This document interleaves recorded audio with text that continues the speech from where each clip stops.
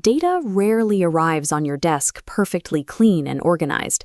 It usually shows up as a raw, messy block of text or numbers that you have to wrangle into shape. Today, we are going to build a Python mini-script to solve this exact problem. We will take raw student data, store it, clean it up, and format it into a polished card. To pull this off, we rely on two core Python mechanics. We will use dictionaries to store our data safely and string methods to manipulate the text exactly how we want it.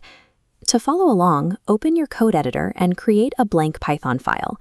Learning to combine these two concepts closes the gap between receiving an unusable pile of data and generating an automated, highly readable output. Let's start by defining the structure that will hold our student data. Looking at this diagram, you see the foundational architecture of a Python dictionary, the key-value pair. The word name maps directly to the value pranjal.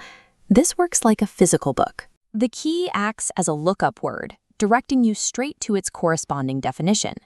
As you write this out, watch out for two common syntax errors. Separate the key and value with a colon, not an equal sign, and separate each distinct pair with a comma. Everything sits inside curly braces. Go ahead and type this structure into your editor. Student equals pranjal, comma, age, comma, 22. By properly mapping our keys to these values, we establish a predictable structure that prevents data loss later in our script. Now we need to retrieve that data. Type print, followed by student, and then place the word name inside square brackets. When you run this, your terminal successfully prints out the name. But consider what happens if we ask the script to extract a key that does not exist in our dictionary, like a grade or city.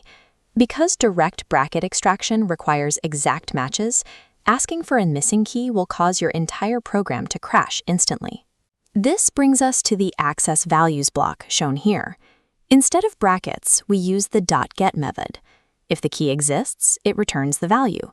If it doesn't, it simply returns none and lets the program keep running. Relying on .get forces your script to anticipate missing data gracefully, rather than assuming user inputs are always perfect. With our data safely extracted, we can shift to cleaning it up. In Python, a string is simply a sequence of characters strung together. As illustrated here, the sequence has a hidden structure. Every character is assigned a specific numerical index, starting at 0. As the note clarifies, these strings are immutable. Once you create a sequence, you cannot permanently alter it in place. To see how we work around this, define a temporary text variable in your editor, like name equals Python. To force the entire sequence to uppercase, we attach the .upper method to the end of our variable. If we only want to capitalize the first letter of each word, we use the .title method instead. And to execute targeted substitutions, like swapping a specific letter for another, we use the .replace method. Because the original string is immutable, these methods act as non-destructive filters.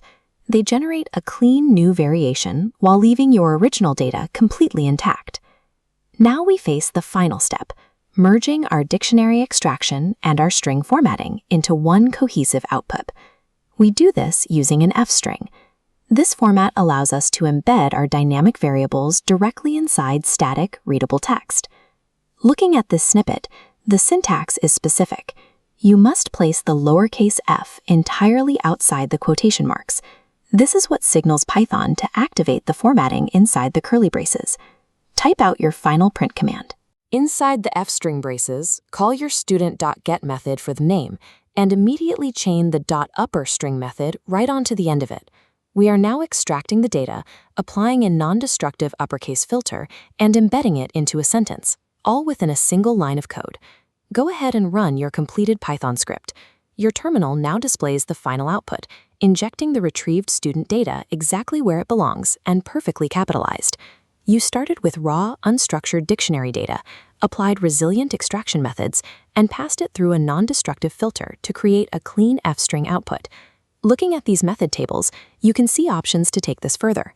Try using the .split method to divide a full name into a list, or the .update method to inject a new geographic parameter straight into your dictionary.